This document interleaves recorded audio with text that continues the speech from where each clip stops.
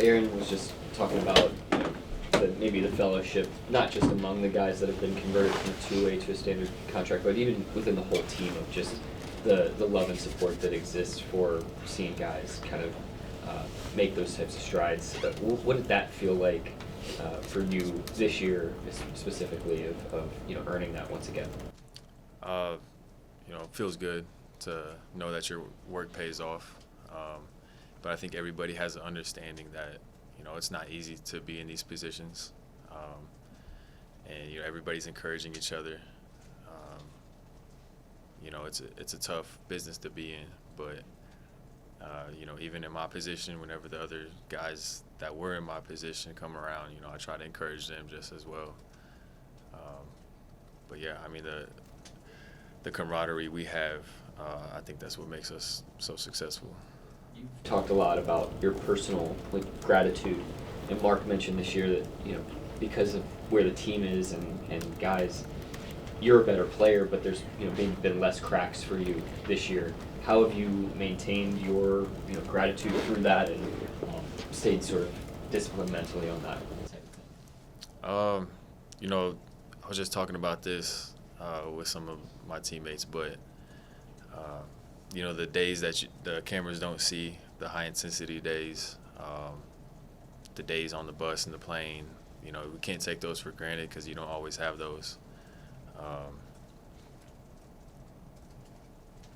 Just, staying grateful for every opportunity, knowing that, just a few years ago I wasn't in this position and I was fighting for something that keeps me humble. Lindy, what was this year like for you just overall?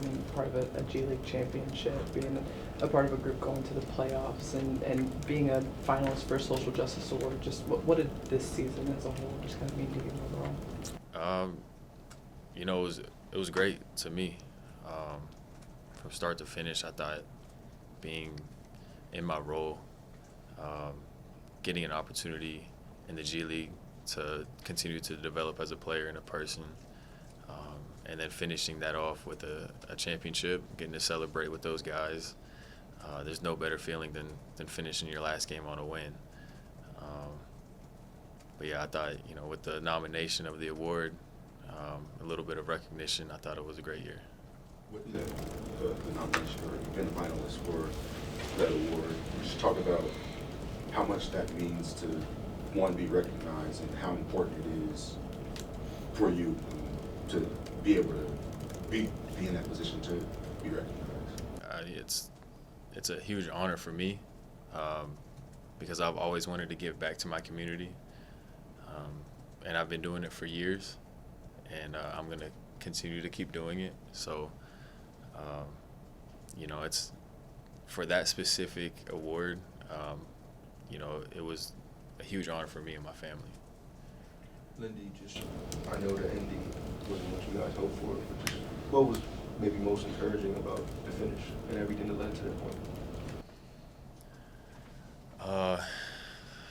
The most encouraging thing about that was the way we all stuck together and knowing that we were just, one play away from getting to a Game 7.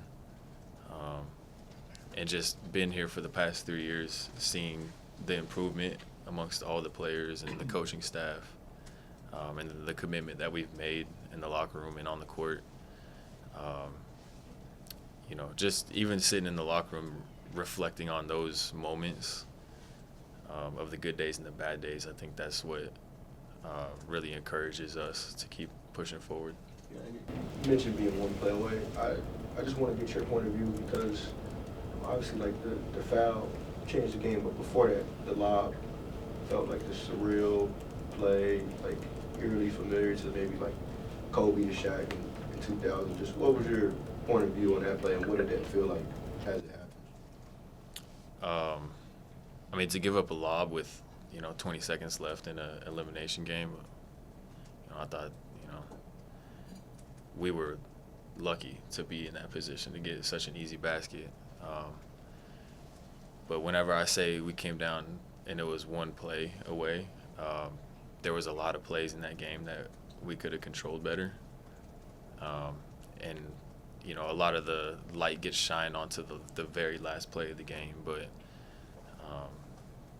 there's hundreds of possessions in games, and, you know, all it took was one.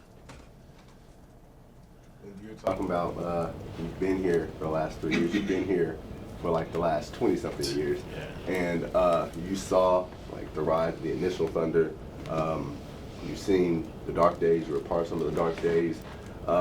Just how proud are you as a local guy to see the Thunder back where, you know, locals believe they should be? And then what was your role in kind of, you know, coaching up the players on like what to expect in the playoffs?